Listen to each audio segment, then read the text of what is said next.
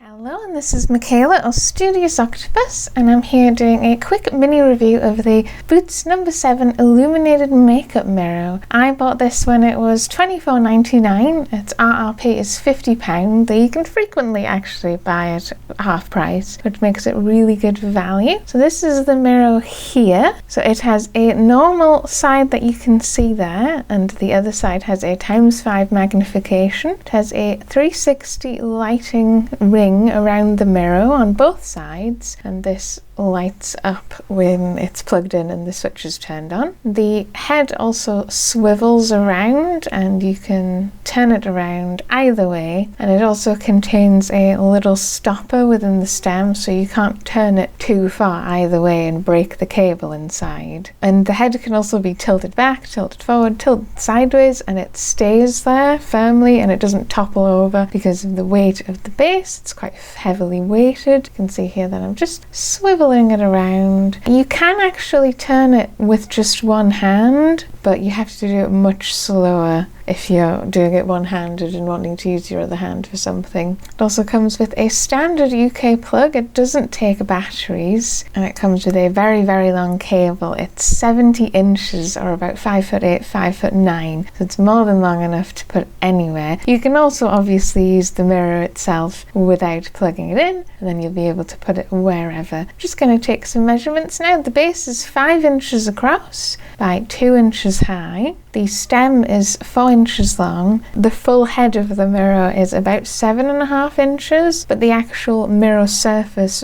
in that is only 5.5 inches. And the whole thing weighs about 850 grams, so it's actually pretty heavy. A lot of that is the weight of that base. That's meaning your mirror can be turned and stay steady. Does have a nice, sturdy, well-made feel. Same as there is a bunch of information as well written on the bottom. I think it has like the model numbers and codes and information written on it everywhere. You can see where it plugs in the back there. And you can also see the proper switch on the front. It is a dimmer switch, but it has a definite click when you first turn it on. So it's nice to have a proper switch so it isn't just running using power in the background and then it does dim up and dim down, or brighten up and dim down.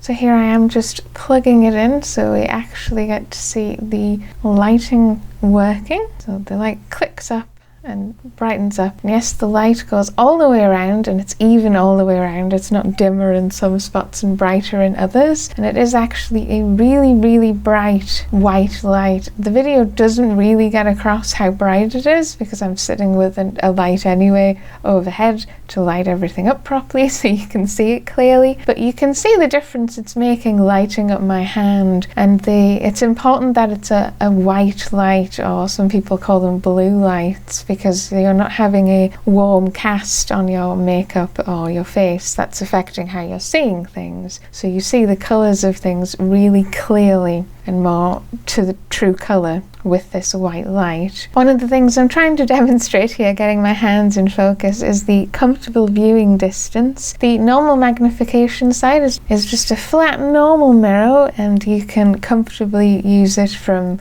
10-20 inches away and see your face clearly. Obviously, a lot of the time if you're doing things like makeup or hair removal or checking anything on your face, you'll probably be closer than that, but you can see yourself nice and clearly from quite a reasonable distance. Same as it is nice and sharp, obviously up close. It's a nice quality mirror. But yes, what I'm trying to demonstrate here is the ×5 surface of the mirror. Actually, it's not flat, it curves very slightly, and this is how the magnification works. But what it also means is that you can't actually see clearly in it from very far away. You can see that the image is distorting. So the clear viewing distance from the ×5 is actually only about 5 or 6 inches. So your face is going to be really, really close to it anyway. And for the most part, it's still useful enough. You can use it for really, really fine detail. You can use it to see your eyebrow hairs really, really clearly, is what I find is useful about it. But the normal times magnification side of the mirror is really the most useful side. It's a good clear mirror. It lights your face up properly. It's a nice size to show your face. I also think it's a nice height, the mirror, with the height of the base and the height of the stem. Obviously this will depend on the surface that you're keeping it on and using it on, but I think it's a nice height to be able to clearly see your face. The actual table that I have it on, because I use this upstairs in the bedroom, is a bit higher than this desk, so it actually is about right for being able to look head on and see the face. So some of the downsides of the mirror that I've seen people say, which are very true, is that it's not really big enough to use as a general purpose mirror, and it isn't. You can't really clearly see your whole hair and head and your upper shoulders, and to really use it for doing hair in particular, I think it's very true. You'd want to use sort of a more normal size bathroom mirror for that. But this says specifically that it is a makeup mirror. It's sold specifically as a makeup mirror, so if you buy it aware that that's what it's going to be for, and it's not a general purpose use mirror, it's for very closer, clear, well lit views of your face to put your makeup on. It does actually work really, really well for that, which is why I think there are a lot of good uses for it. You can see your skin really clearly. It's super easy to see the true colour of your face where you've got patches of redness. On that reason as well, it's really easy to see the real colour of foundations, of eye makeups, to see what you're doing really clearly, particularly for applying makeup. And then the other one, yeah, as I've said, is for hair removal. With my eyebrows in particular, I do have lots of dark hair because I have dark brown hair, but I also have lots of little blonde hairs and little white hairs weirdly in my eyebrows. The mirror and the zoom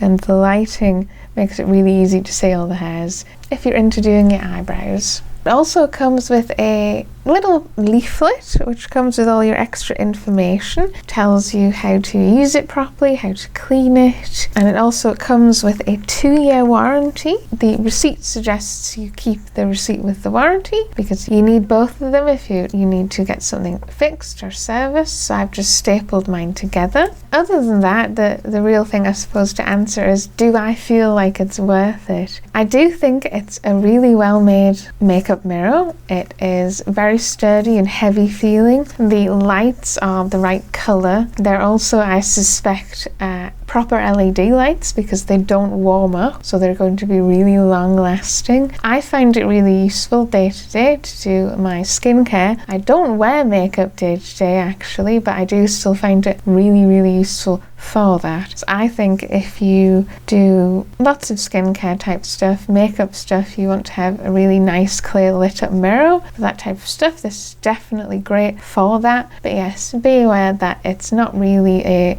general purpose mirror. You're not going to be able to use it to style your hair as easily as you can a normal bathroom size mirror, and it is much nicer to watch out for if it's on offer. The RRP is £50, but they frequently put it on half price or reduced price, or you can use your vouchers in Boots quite often, and it is a bit of a nicer deal to get it then. But I still think if I'd bought it £50, I would probably feel like it was worth it, especially if it does last a number of years, which I'm hoping it will. It feels sturdy enough. So that was everything, and I'll see you again next time.